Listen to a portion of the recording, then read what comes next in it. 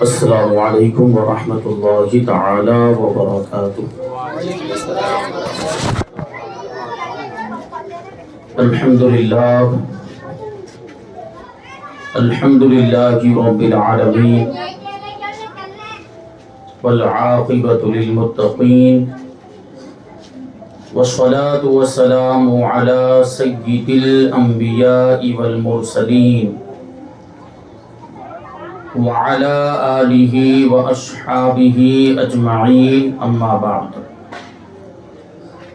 فاعوذ باللہ من الشیطان الرجیم،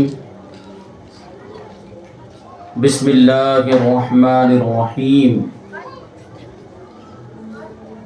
وما ارسلناک الا رحمۃ للعالمین۔ صدق اللہ مولانا العظیم وصدق رسولہ النبی الامین المتین الکریم،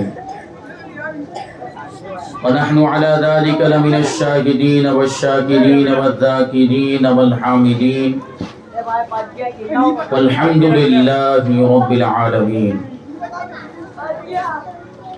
آئیے ہم اور آپ سب سے پہلے حضور سرور کائنات، فخر موجودات، باعث تخلیق کائنات، احمد مجتبی محمد مصطفیٰ صلی اللہ علیہ وسلم کی بارگاہ بے کس پناہ میں درود و سلام کا ہدیہ پیش کریں اور پڑھیں، اللہم صلی علی سیدنا و مولانا محمد معدن الجود والکرم وآلہ الکرام وابنہ الکریم وبارک وسلم، صلاة و سلاما علیک یا رسول اللہ صلی اللہ تعالی علیہ وسلم۔ عزیزان ملت اسلامیہ، انشاءاللہ تبارک و تعالی ہم گزشتہ کل کے موضوع کو آگے بڑھائیں گے۔ گزشتہ کل یہ بات بیان کی گئی تھی کہ حضور پاک صلی اللہ علیہ وسلم کا ذکر، حضور کی تعریف، حضور کی نعت پر قرآن مجید مشتمل ہے۔ اللہ تبارک و تعالی قرآن مجید کے اندر ارشاد فرماتا ہے وَرَفَعْنَا لَكَ ذِكْرَكَ، کہ محبوب ہم نے آپ کے لیے آپ کے ذکر کو بلند فرما دیا۔ اللہ تبارک و تعالی نے حضور کے ذکر کو بلند کیا۔ آپ غور کریں تو آپ کو یہ بات سمجھ میں آئے گی کہ پوری دنیا میں اس وقت حضور پاک صلی اللہ علیہ وسلم کا ذکر ہو رہا ہے، حضور کا چرچا ہو رہا ہے، حضور کے نام کی محفلیں سجی، اور صرف اس وقت کی بات کرتے ہیں جب سے دنیا بنی ہے تب سے حضور کی تعریف ہو رہی ہے، اور جب تک یہ دنیا قائم رہے گی حضور کا چرچا ہوتا ہی رہے گا، بلکہ یہ دنیا ختم ہو جائے گی، لوگ میدان محشر میں پہنچیں گے، وہاں بھی حضور کی تعریف ہوگی، وہاں بھی حضور کا چرچا ہوگا۔ ہمارے امام کہتے ہیں کہ رہے گا یوں ہی ان کا چرچا رہے گا، رہے گا یوں ہی ان کا چرچا رہے گا، پڑے خاک ہو جائیں جل جانے والے۔ میدان محشر میں بھی حضور کی شان بیان کی جائے گی، بلکہ میدان محشر کے اندر تو حضور پاک صلی اللہ علیہ وسلم کا مقام و مرتبہ اللہ تبارک و تعالی سارے اولین اور آخرین کے سامنے یوں ظاہر فرمائے گا کہ اللہ تبارک و تعالی ہمارے آقا کو مقام محمود عطا فرمائے گا، اور مقام محمود کا مطلب ہی وہ ہوتا ہے کہ جہاں حضور تشریف فرما ہوں گے اور حضور وہاں پر کھڑے ہوں گے، سارے اولین اور آخرین حضور کے سائے میں جمع ہوں گے، اور سب کے سب حضور پاک صلی اللہ علیہ وسلم کی تعریف کریں گے، حضور کے کمالات کو بیان کریں گے، حضور کی خوبیاں بیان کریں گے۔ تو اللہ تبارک و تعالی خود نبی پاک صلی اللہ علیہ وسلم کا چرچا کرتا ہے، نبی پاک صلی اللہ علیہ وسلم کا ذکر کرتا ہے۔ اللہ تبارک و تعالیٰ نے حضور کے ذکر کو بلند فرمایا، لیکن اب یہاں پہ غور کرنے کی بات یہ ہے کہ ذکر کو بلند کرنے والی ذات اللہ تبارک و تعالیٰ کی ہے، لیکن یہ اس کا بے پناہ فضل و احسان ہے کہ حضور پاک صلی اللہ علیہ وسلم کا جو ذکر ہو رہا ہے، حضور پاک صلی اللہ علیہ وسلم کا جو چرچا ہو رہا ہے، حضور کی تعریف ہو رہی، حضور کی مدح मदह सराई हो रही है, हुजूर के कमालात और हुजूर की खूबियों को बयान किया जा रहा है, तो कहीं ना कहीं हम उसका जरिया और वसीला बन रहे हैं। जिक्र को बुलंद किया है अल्लाह तबारक व तआला ने, लेकिन जिक्र की बुलंदी का जरिया हमें बनाया। हम खुद अपने आप पर गौर करें कि हमारी हैसियत क्या है। हम हुजूर की महफिल में बैठे हुए, हम हुजूर की महफिल ईद मिलादुन नबी की महफिल है, इसमें हुजूर का जिक्र तो हो रहा, इसमें हुजूर का चर्चा हो रहा है, तो यकीनन जिक्र को बुलंद अल्लाह तबारक व तआला ने किया है, लेकिन सबब और जरिया हमें बनाया कि हम अपनी जबान के जरिए हुजूर का जिक्र कर रहे हैं। हम अपनी महफिल में हाजिरी देने के जरिए भी, ये भी हुजूर के जिक्र में शिरकत करना, महफिल में हासिल देना भी ये हुजूर के चर्चे में शरीक होना ही है। अल्लाह तबारक व तआला हमें इसका अज्र अता फरमाएगा, और इसका अज्र जब हम देखेंगे तो दुनिया की सारी इबादतें और दुनिया में जो कुछ भी हमने नेक काम किए होंगे, ये ईद मिलादुन नबी मनाने का जो सवाब हमें मिलेगा, वो सारे सवाब इसके सामने हल्के नजर आएंगे। ये हुजूर का जिक्र है, हुजूर पाक सल्लल्लाहु अलैहि वसल्लम की महफिल सजाना ये खुश नसीबों को नसीब होता है, वरना तो बहुत से दुनिया में लोग हैं कि हुजूर पाक सल्लल्लाहु अलैहि वसल्लम के जिक्र से महरूम हैं। ये अल्लाह तबारक व तआला का फजल व एहसान है कि हम हुजूर की महफिल सजा कर बैठे। हुजूर पाक सल्लल्लाहु अलैहि वसल्लम की जितनी शान बयान की जाए, जितनी तारीफ की जाए, उतनी कम है। गुज़िश्ता कल मैंने बहुत सारी बातें इसके ताल्लुक से अर्ज की। आला हज़रत रज़ियल्लाहु ताला अन्हु इरशाद फरमाते हैं कि तू घटाए से किसी के न घटा है न घटे, तू घटाए से किसी के न घटा है न घटे, जब बढ़ाए तुझे अल्लाह ताला तेरा। जब हुजूर का जिक्र खुद अल्लाह तबारक व तआला करता है, तो अगर कोई घटाने की कोशिश करे, अगर कोई दुश्मन हुजूर के जिक्र को कम करने की कोशिश करे, तो कम हो सकता है? नहीं हो सकता। बल्कि हम हुजूर पाक सल्लल्लाहु अलैहि वसल्लम के इसमें मुबारक पर, यानी आपके नामे नामी इसमें गिरामी पर गौर करें। हुजूर पाक सल्लल्लाहु अलैहि वसल्लम का नाम क्या है? मोहम्मद सल्लल्लाहु अलैहि वसल्लम। हुजूर का नाम ये किसने रखा था? हुजूर का नाम किसने रखा?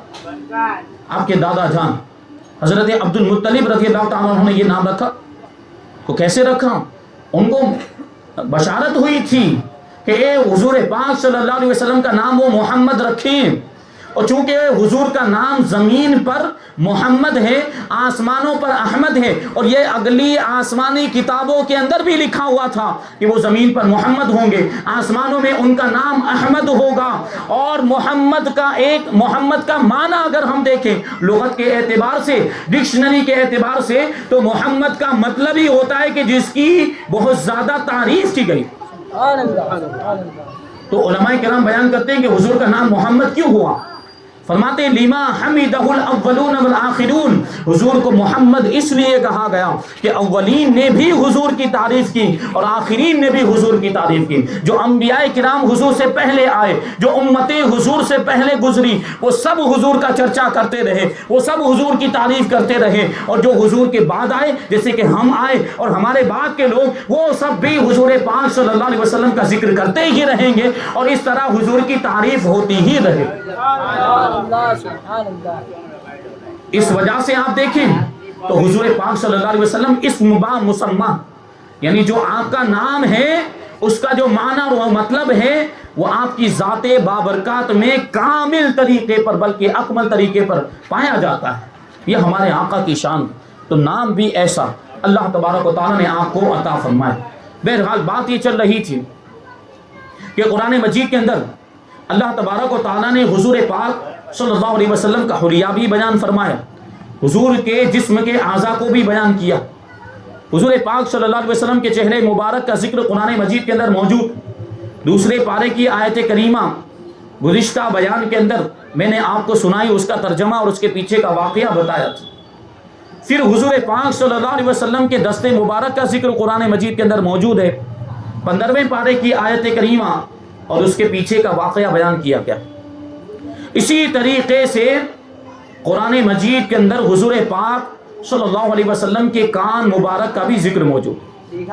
अल्लाह तबारक व तआला इरशाद फरमाता है वमिनहुमुल लदीना युअदून नबिय्या व यक़ूलून हुवा उज़ुन कुल उज़ुनु खैरुल लकुम युमिनु बिल्लाहि व युमिनु लिल्लदीना आमनू मिनकुम व युमिनु व रहमतुल लिल्लदीना आमनू मिनकुम والذین یؤذون رسول اللہ لہم عذاب علیم او کما قال اللہ تبارک و تعالی، کہ ان میں سے کچھ لوگ وہ ہیں جو غیب کی خبریں دینے والے نبی کو ایذا پہنچاتے ہیں، تکلیف پہنچاتے ہیں اور کہتے ہیں کہ وہ تو کان ہیں، یقیناً وہ کان ہے لیکن تمہاری بھلائی کو کان ہے۔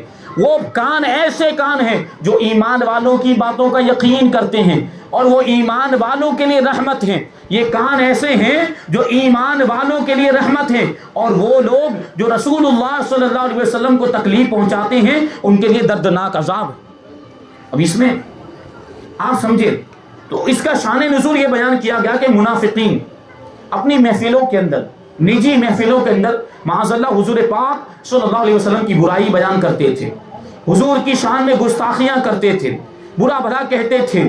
تو ایک مرتبہ اسی طریقے سے منافقین کا مطلب یہ ہے کہ وہ اپنے آپ کو ایمان والوں کے سامنے مومن ظاہر کرتے تھے لیکن اندر سے وہ کافر تھے۔ جب اپنے کافر سرداروں سے ملتے تھے تو کہتے تھے کہ ہم تو ایمان والوں کے ساتھ مذاق کرتے ہیں، ہم تو تمہارے ساتھ ہیں۔ یہ بات منافقین کہا کرتے تھے۔ اپنی محفلوں کے اندر وہ حضور کی برائی بیان کرتے، حضور کی شان میں گستاخی کرتے تھے۔ تو ایک مرتبہ ان میں سے بعض نے بعض کو کہا کہ ہم محمد صلی اللہ علیہ وسلم کی برائی کرتے ہیں، کہیں انہیں پتا چل گیا تو اچھا نہیں ہوگا، ہماری خیر نہیں ہوگی، کہیں انہیں پتا چل گیا تو ان کے جو صحابہ ہیں وہ ہمیں سزا دیں گے، وہ ہماری گردنیں بھی اڑا سکتے ہیں۔ یہ بات آپس میں ہوئی تو ایک منافق جو تھا، اس کا نام تھا جلاس بن سوید منافق، وہ کھڑا ہوا اور کھڑا ہو کر کہنے لگا کہ گھبرانے کی ضرورت نہیں ہے، فکر کرنے کی ضرورت نہیں ہے، محمد صلی اللہ علیہ وسلم تو کان ہے، یعنی مطلب یہ ہے کہ ان کو جو بات کہی جاتی ہے وہ مان لیتے ہیں۔ ان کے سامنے اگر ہمارا تذکرہ ہوگا، ہماری محفل کی بات نکلے گی اور یہ بات آئے گی کہ یہ لوگ اپنی نجی محفل میں محمد صلی اللہ علیہ وسلم کی برائی کرتے ہیں، اور ہم کو جب بلایا جائے گا تو ہم اپنی بات سے منہ کر جائیں گے، ہم انکار کر دیں گے کہ ہم نے تو ایسی کوئی بات کہی ہی نہیں، ہم نے تو گستاخی کی ہی نہیں، ہم نے تو محمد صلی اللہ علیہ وسلم کی برائی کی ہی نہیں۔ یہ بات انہوں نے اپنی نجی محفل کے اندر کی تھی، منافقین نے پوشیدہ طور پر یہ بات کہی تھی، لیکن رب تبارک و تعالیٰ سے تو کوئی چیز پوشیدہ نہیں ہے، کوئی بھی بات پوشیدہ نہیں رہتی۔ اللہ تبارک و تعالیٰ کو منافقین کی یہ بات پسند نہیں آئی تو قرآن مجید کے اندر آیت کریمہ نازل فرما دی کہ منافقین میں سے کچھ لوگ وہ ہیں جو نبی کو تکلیف دیتے ہیں اور نبی کے بارے میں یہ بات کہتے ہیں کہ وہ تو کان ہیں، ان کو جو کہا جائے وہ بات کو مان لیتے ہیں۔ تو اے محبوب صلی اللہ علیہ وسلم آپ ان کو سنا دیں یہ وحی الہی، یہ آیت کریمہ سنا دیں اور یہ ارشاد سنا دیں کہ یقیناً محمد صلی اللہ علیہ وسلم کان ہیں، لیکن کیسے کان ہیں؟ وہ تمہاری بھلائی کے لیے کان ہے، اور وہ کسی ایرے غیرے کی بات کا یقین نہیں کرتے،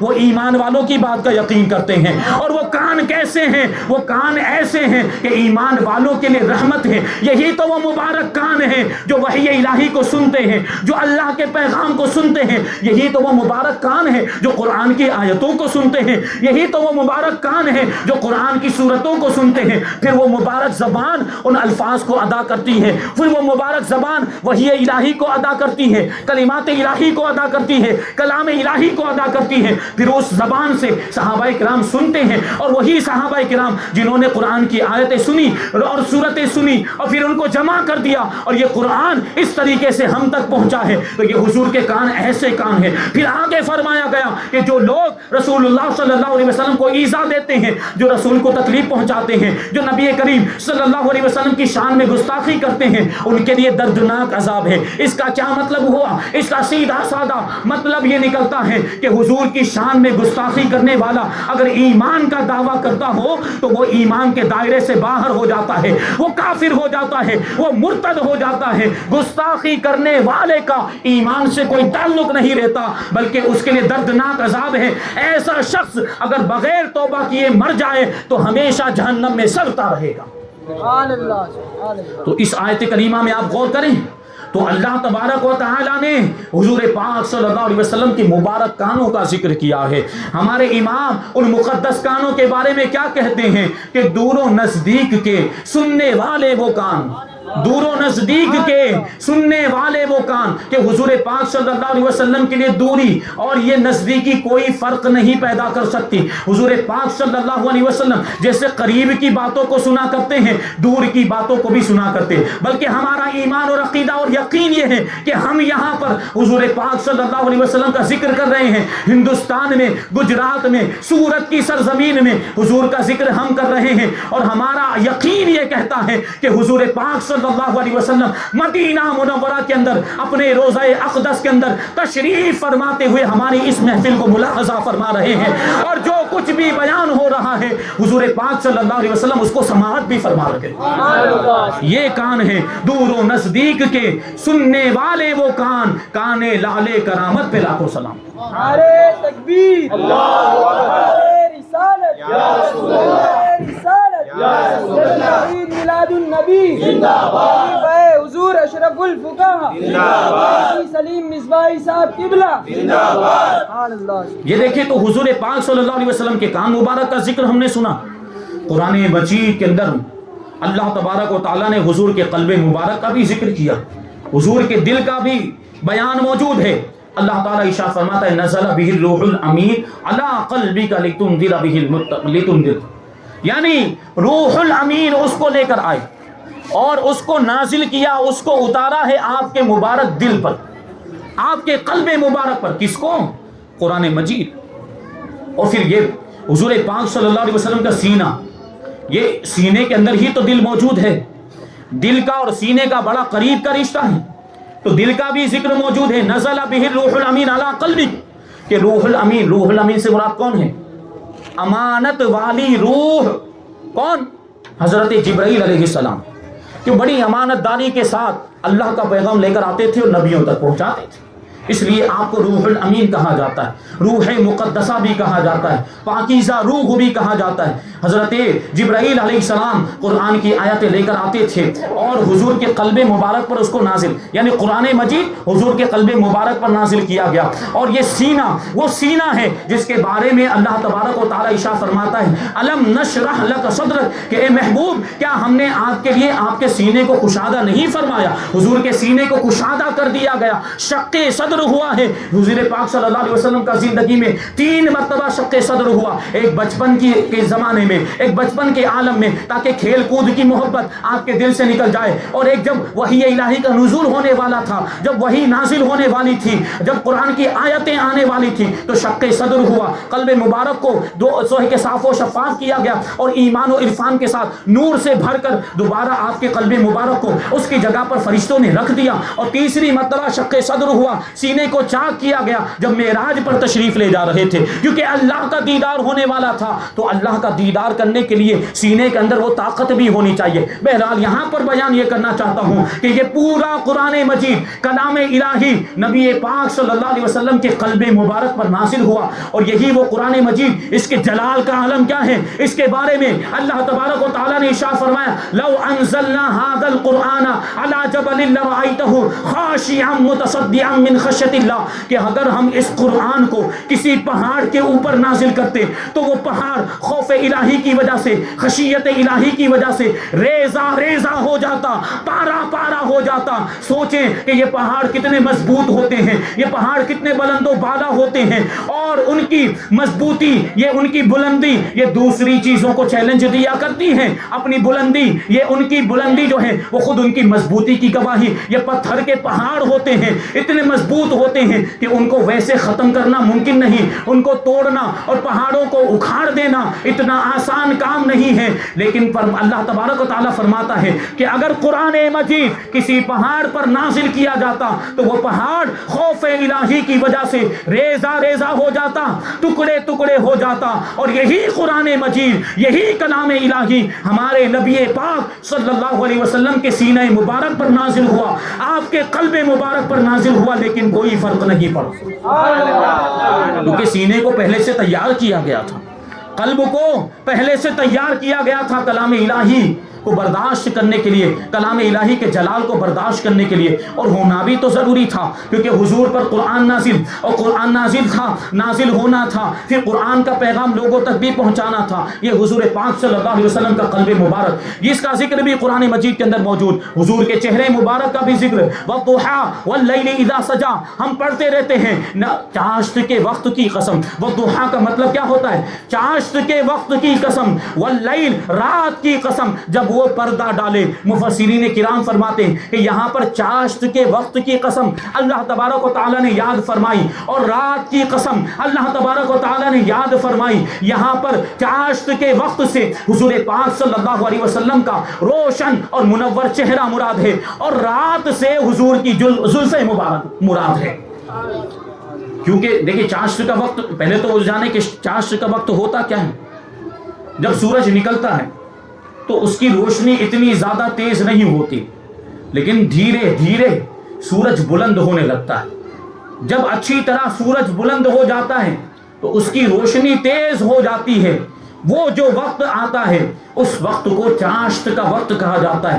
اسی وجہ سے اس وقت جو نماز پڑھی جاتی ہے اس کو نماز چاشت کہا جاتا ہے۔ اب یہاں پہ مفسرین کرام نے یہ کیوں فرمایا کہ والضحیٰ سے حضور کا چہرہ مبارک ہے، اس میں کیا مناسبت ہے؟ چاشت کے اندر اور حضور کے چہرے مبارک کے درمیان یہ کیا مناسبت پائی جاتی ہے؟ تو بیان کرنے والے بیان کرتے ہیں کہ چونکہ یہ چاشت کا وقت یہ روشن ہوتا ہے، اس وقت روشنی خوب زیادہ ہوتی ہے، اس وقت اجالا خوب زیادہ ہوتا ہے، اور حضور پاک صلی اللہ علیہ وسلم کا چہرہ مبارک بھی خوب زیادہ نورانی تھا، خوب منور اور خوب زیادہ روشن تھا۔ اس لیے نماز چاشت کے وقت سے حضور کے چہرے کو مراد لیا، اور واللیل سے رات کو مراد لیا۔ رات سے مراد حضور کی زلفیں، کیونکہ رات جیسے کالی ہوتی ہے حضور پاک صلی اللہ علیہ وسلم کی زلفیں بھی کالی تھیں۔ یہ وہ زلفیں، یہ مبارک بال، حضور پاک صلی اللہ علیہ وسلم کے بال مبارک کہ صحابہ کرام نے جن کو محفوظ کیا تھا، اس کے تعلق سے کچھ باتیں گزشتہ کل بیان کی۔ صحابہ کرام حضور پاک صلی اللہ علیہ وسلم سے نسبت رکھنے والی چیزوں کا ادب و احترام کیا کرتے تھے۔ صحابہ کرام نے حضور پاک صلی اللہ علیہ وسلم کے بالوں کو اپنے پاس محفوظ کر لیا تھا، اپنے پاس رکھ لیا۔ آج جو یہ ہم تک پہنچے یہ صحابہ کرام کے ذریعے ہی پہنچے۔ اس سے پتہ چلا کہ صحابہ کرام بھی مبارک بالوں کو قابل تعظیم سمجھتے تھے، برکت کا ذریعہ سمجھتے تھے، اس لیے انہوں نے اپنے پاس رکھا۔ حضرت بی بی ام سلمہ رضی اللہ تعالی عنہا کے پاس حضور پاک صلی اللہ علیہ وسلم کے منہ مبارک موجود تھے، بال مبارک موجود تھے، اور شان یہ تھی کہ بیماروں کو حضرت ام سلمہ کے پاس لایا جاتا تھا، اور حضرت ام سلمہ رضی اللہ تعالی عنہا پانی کے برتن میں حضور پاک صلی اللہ علیہ وسلم کے منہ مبارک کو گھما دیا کرتی، پھر وہ پانی بیمار کو پلا دیا جاتا تھا تو اس کی بیماری دور ہو جاتی تھی۔ نعرہ تکبیر، اللہ اکبر، نعرہ رسالت، یا رسول اللہ، جشن عید میلاد النبی زندہ باد۔ یہ حضور پاک صلی اللہ علیہ وسلم کے منہ مبارک کی برکت ہے، یہ منہ مبارک کی برکت ہے کہ وہ پانی میں گھما کر وہ پانی پینے کے لیے بیمار کو دے دیا جاتا تھا تو بیمار کی بیماری دور ہو جاتی تھی، وہ شفا یاب ہو جاتا تھا، وہ صحت مند ہو جاتا تھا، وہ تندرست ہو جاتا تھا۔ شاعر اسی کو تو کہتا ہے، گھماتی ام سلمہ پانی میں منہ مبارک کو، گھماتی ام سلمہ پانی میں منہ مبارک کو، مریضوں کو شفا دیتے میرے سرکار کے گیسو۔ اور اعلیٰ حضرت رضی اللہ تعالیٰ نے تو پورا کلام ہی لکھ دیا حضور کے گیسو پر، چمن طیبہ میں سنبل جو سوارے گیسو، حور بن بڑھ کر شکنے ناز پہ وارے گیسو۔ اور فرماتے ہیں بڑا ہی پیارا شعر، ایمان کو تازگی بخشنے والا شعر ہے، فرماتے کہ بھینی خوشبو سے مہک جاتی ہے گلیاں واللہ، بھینی خوشبو سے مہک جاتی ہیں گلیاں واللہ، کیسے پھولوں میں بسائے ہیں تمہارے گیسو۔ کہ حضور جہاں سے گزرتے تھے، جس گلی سے گزر جاتے تھے، جس کوچے سے گزر جاتے تھے، وہ گلی مہک جاتی تھی، وہ حضور کی خوشبو سے وہ گلی خوشبودار ہو جاتی تھی، یہاں تک کہ صحابہ کرام کو حضور پاک صلی اللہ علیہ وسلم کو تلاش کرنا ہوتا تھا تو حضور کی خوشبو سے حضور کو ڈھونڈ لیا کرتے تھے۔ بھینی خوشبو سے مہک جاتی ہیں گلیاں واللہ، کیسے پھولوں میں بسائے ہیں تمہارے گیسو۔ یہ حضور پاک صلی اللہ علیہ وسلم کے گیسوئے مبارک کی شان ہے. بہرحال یہ ہمارے لیے قابل تعظیم، ہمارے لیے برکت کا ذریعہ، حضور سے نسبت رکھنے والی چیزیں، برکت والی چیزیں، تبرکات جن کو کہا جاتا ہے. ایک پیاری بات یاد آ رہی تو میں عرض کر دوں، انشاءاللہ پھر کبھی موقع ملا تو تبرکات پر پورا بیان کیا جائے گا. حضور کے نالے مبارک، حضور کا جبہ مبارک، حضور کا امامہ شریف، حضور کا کرتا مبارک اور حضور کے بال مبارک، حضور کا عصا مبارک، یہ ساری چیزیں حضور سے نسبت رکھتی ہیں. اور حضور سے نسبت رکھنے کی وجہ سے اللہ تبارک و تعالیٰ نے ان ساری چیزوں کے اندر برکت عطا فرما دی ہے. حضرت عمر ابن عبدالعزیز رضی اللہ تعالیٰ عنہ، ان کے پاس بہت سارے تبرکات تھے. حضور کے منہ مبارک بھی تھے، حضور کا تکیہ مبارک بھی تھا، چمڑے کا تکیہ، اس کے اندر کھجور کی چھال بھری ہوئی تھی. وہ تکیہ بھی حضرت عمر ابن عبدالعزیز، بڑی ہی عظیم الشان شخصیت گزری ہے حضرت عمر ابن عبدالعزیز رضی اللہ تعالیٰ عنہ. تو آپ کو مجدد بھی کہا گیا. تاریخ اسلام میں آپ کا نام سنہرے حروف سے لکھا جاتا ہے. یہ حضرت عمر ابن عبدالعزیز رضی اللہ تعالیٰ عنہ کی شخصیت. آپ کے پاس یہ تبرکات تھے حضور پاک صلی اللہ علیہ وسلم کے. تو آپ نے کیا کیا تھا؟ دیکھیں یہ صحابہ کرام کے بعد تابعین اور تبع تابعین بھی کیسے حضور پاک صلی اللہ علیہ وسلم کے تبرکات کا ادب و احترام کیا کرتے تھے اور کیسی تعظیم کیا کرتے. حضرت عمر ابن عبدالعزیز نے ایک پورا کمرہ ہی بنا دیا تھا، ایک الگ سے روم بنا دیا تھا، اور اس روم کے اندر، اس کمرے کے اندر، اس حجرے کے اندر یہ سارے تبرکات رکھے ہوئے تھے اور اس کمرے کو بند کر دیتے تھے. روزانہ ایک مرتبہ حضرت عمر ابن عبدالعزیز رضی اللہ تعالیٰ عنہ اس کمرے کا دروازہ کھولتے تھے اور اندر تشریف لے جاتے اور منہ مبارک کی زیارت کرتے، دیگر تبرکات کی زیارت کیا کرتے تھے. اسی میں حضور پاک صلی اللہ علیہ وسلم کا مبارک تکیہ بھی رکھا ہوا تھا، اس تکیے کی بھی زیارت کرتے. اور جب کوئی بڑے لوگ، وہ شرفاء آپ کے پاس آتے تھے اور مالدار لوگ آتے تھے، عہدے دار آپ کے پاس آتے، عمراء آتے، گورنر وغیرہ آپ کے پاس آتے، اور دیگر علماء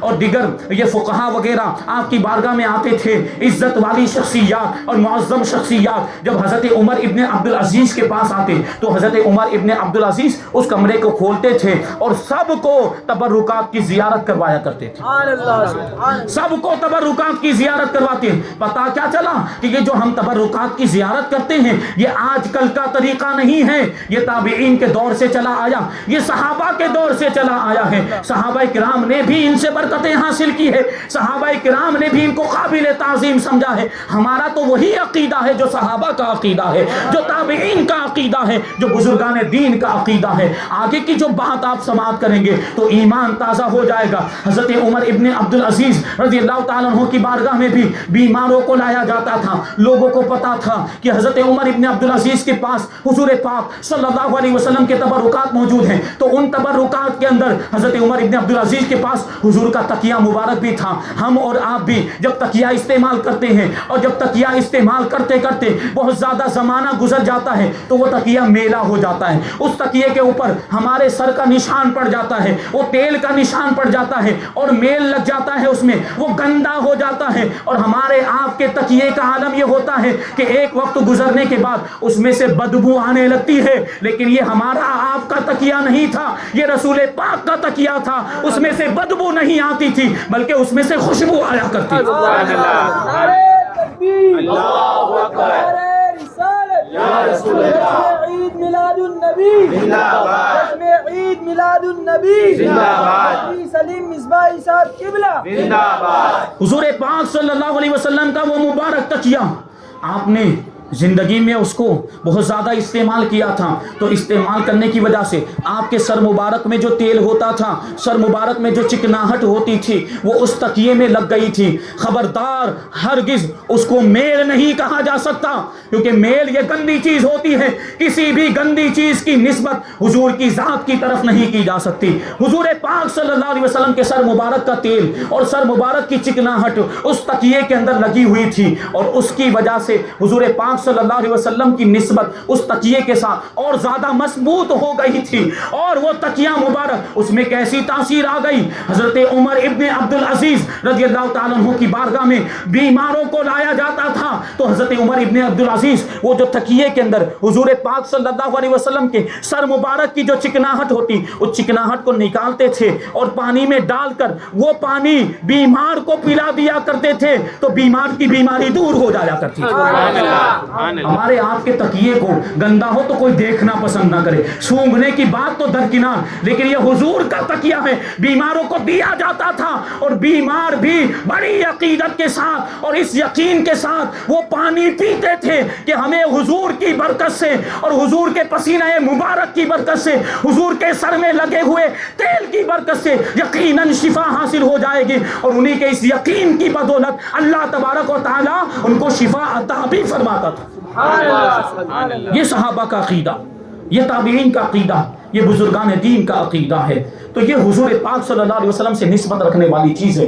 تو بیان یہ کر رہا تھا کہ حضور پاک صلی اللہ علیہ وسلم کے قلب مبارک کا ذکر بھی قرآن مجید کے اندر موجود، حضور کی زبان مبارک کا بھی ذکر ہے۔ اللہ تبارک و تعالیٰ ارشاد فرماتا ہے فَإِنَّمَا يَسَّرْنَاهُ بِلِسَانِكَ لَعَلَّهُمْ يَتَذَكَّرُونَ کہ بے شک ہم نے قرآن کو آپ کی زبان میں آسان کر دیا تاکہ وہ نصیحت حاصل کریں، تاکہ لوگ نصیحت حاصل کریں۔ قرآن کو سمجھنے کے لیے آسان کیا، قرآن کو حضور کی زبان میں نازل کیا، عربی زبان میں نازل کیا۔ حضور نے قرآن صحابہ اکرام کو پڑھ کے سنایا اور اپنی پیاری پیاری حدیثوں کے ذریعے سے قرآن کی تفسیر بیان کی، قرآن کو سمجھایا۔ پھر حضور پاک صلی اللہ علیہ وسلم کی زبان فیض ترجمان سے قرآن کو سن کر اور تفسیر کو سن کر صحابہ اکرام نے قرآن کو سمجھا اور اس سے نصیحت حاصل کی۔ یہ حضور کی زبان مبارک ہے جس کے بارے میں ہمارے امام کہتے ہیں کہ وہ زبان جس کو سب کن کی کنجی کہے، وہ زبان جس کو سب کن کی کنجی کہے، اس کی نافذ حکومت پہ لاکھوں سلام۔ اور یہ حضور پاک صلی اللہ علیہ وسلم کا دہن مبارک، اس کے بارے میں اللہ تبارک و تعالی ارشاد فرماتا ہے، سورہ والنجم کی آیت کریمہ ہے کہ وما ينطق عن الهوى ان هو الا وحی یوحى کہ یہ نبی جو ہیں وہ اپنی خواہش سے کچھ نہیں کہتے، اپنی طرف سے کچھ نہیں کہتے، یہ تو وہی کہتے ہیں جو ان کو وحی ہوتی ہے، یہ جو کہتے ہیں وہ وحی الہی ہوا کرتی، وہ اللہ کا پیغام ہوا کرتا ہے۔ اسی لیے تو اعلیٰ حضرت رضی اللہ تعالیٰ عنہ کہتے ہیں کہ وہ دہن جس کی ہر بات وحی خدا، وہ دہن جس کی ہر بات وحی خدا، چشمہ علم و حکمت پہ لاکھوں سلام۔ یہ حضور پاک صلی اللہ علیہ وسلم کی زبان مبارک اور حضور کے دہن مبارک کا ذکر بھی قرآن میں موجود، حضور کی نگاہوں کا بھی ذکر ہے، حضور کی مبارک آنکھوں کا بھی ذکر ہے۔ اسی سورہ نجم کے اندر معراج کا واقعہ بیان کیا گیا اور اس میں یہ بات ذکر کی گئی کہ جب حضور پاک صلی اللہ علیہ وسلم نے اللہ تبارک و تعالیٰ کا دیدار کیا، اس وقت حضور کی کیفیت کیا تھی، حضور کی نگاہوں کی کیفیت کیا تھی، حضور کی آنکھوں کی کیفیت کیا تھی؟ تو فرمایا گیا ما زاغ البصر وما طغى کہ جب حبیب نے پروردگار عالم کا دیدار کیا تو محبوب صلی اللہ علیہ وسلم کی نگاہ نہ ٹیڑھی ہوئی نہ حد سے آگے بڑھی۔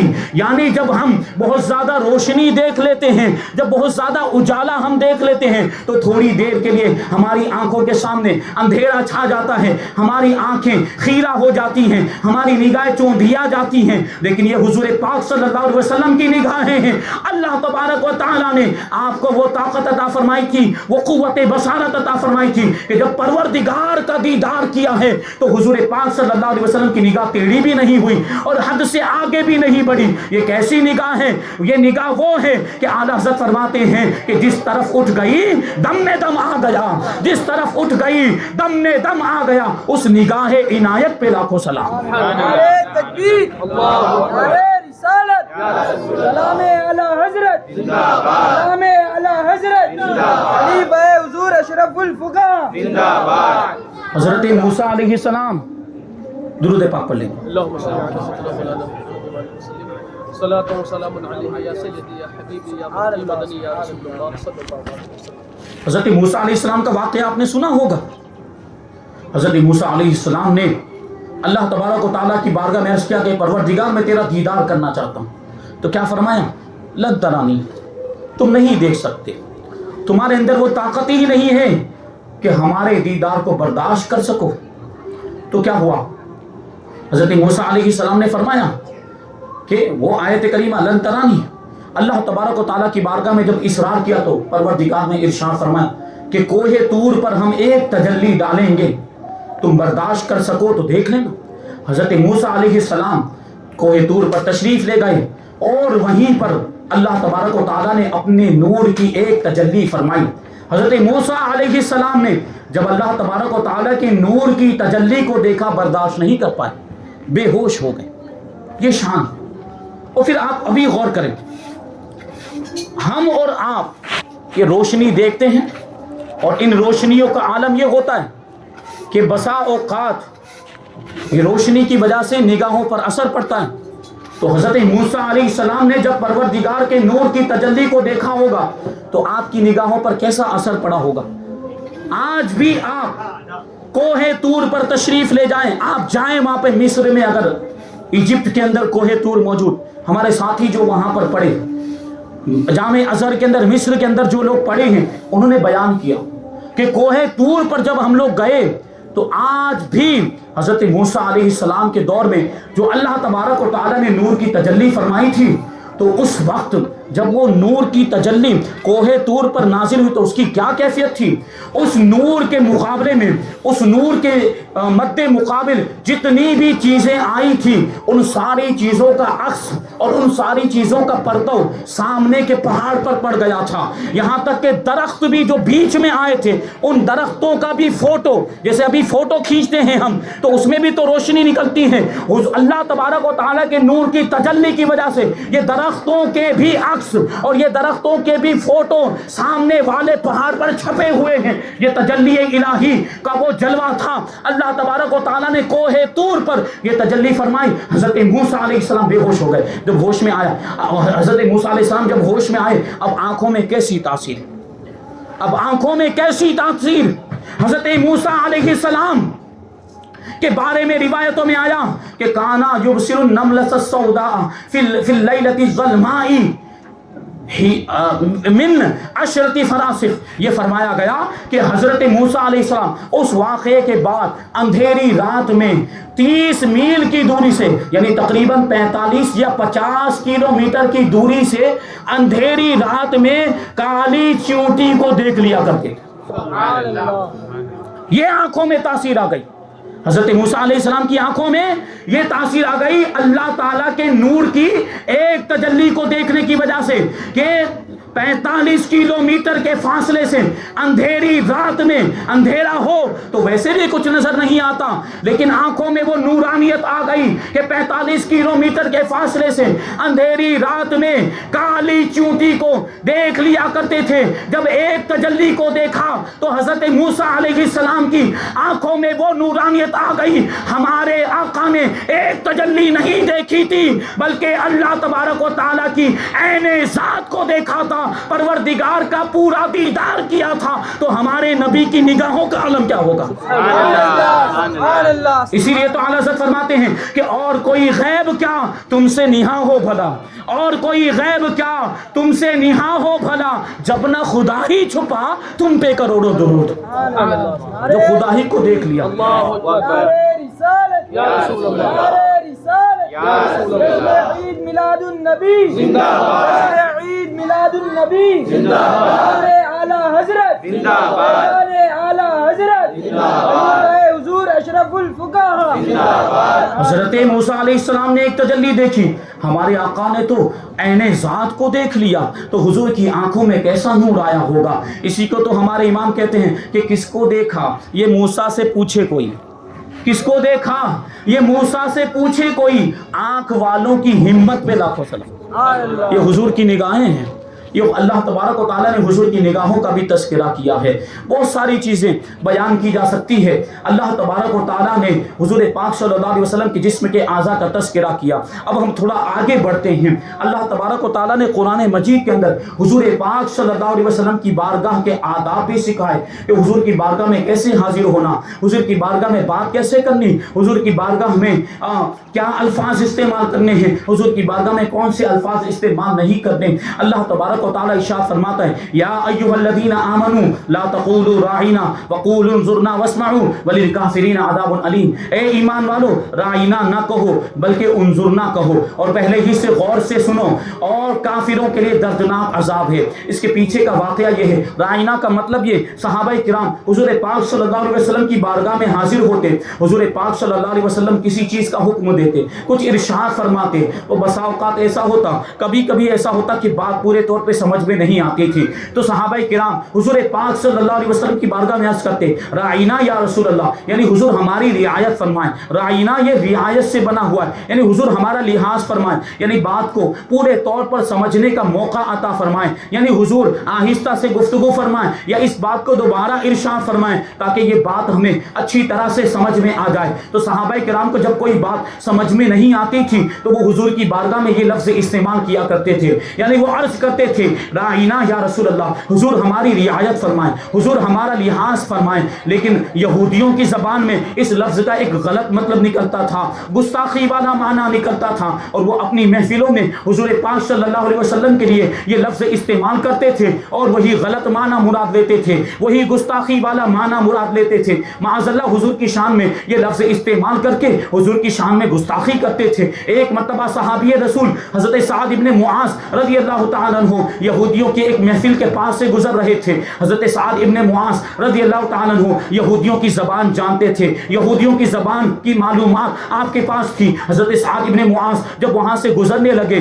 تو سنا کہ یہودی آپس میں حضور پاک صلی اللہ علیہ وسلم کے لیے یہی لفظ استعمال کر رہے تھے اور گستاخی والا معنی مراد لے رہے تھے، بے ادبی والا معنی مراد لے رہے تھے، وہ گالی والا معنی مراد لے رہے تھے. حضرت سعد ابن معاذ رضی اللہ تعالیٰ عنہ نے جب سنا تو للکار کر ارشاد فرمایا کہ خبردار آج کے بعد کسی نے میرے نبی کی شان میں یہ لفظ استعمال کیا میں اس کی گردن اڑا دوں گا. یہ صحابہ کرام کا جذبہ عشق تھا کہ حضور کی گستاخی ہرگز برداشت نہیں کرتے تھے. سیدھا گردن اڑانے کی بات کی. حضرت سعد ابن معاذ نے یہ کہا کہ اگر کسی نے بھی آج کے بعد یہ لفظ میرے آقا کی شان میں استعمال کیا تو میں اس کی گردن اڑا دوں گا. تو وہ یہودی کہنے لگے کہ تم ہمیں کہتے ہو، تم ہمیں دھمکی دیتے ہو، تم ہمارا سر اڑانے کی بات کرتے ہو، تمہارے ساتھی بھی تو محمد صلی اللہ علیہ وسلم کی محفل میں یہی لفظ بولا کرتے ہیں اور یہی لفظ استعمال کیا کرتے ہیں. پہلے جا کر ان کی خبر لو، پہلے جا کر ان کو سکھاؤ، ان کو بتاؤ پہلے جا کر. حضرت سعد ابن معاذ رضی اللہ تعالیٰ عنہ نے جب یہ بات سنی تو آپ کے دل کو بہت تکلیف پہنچی،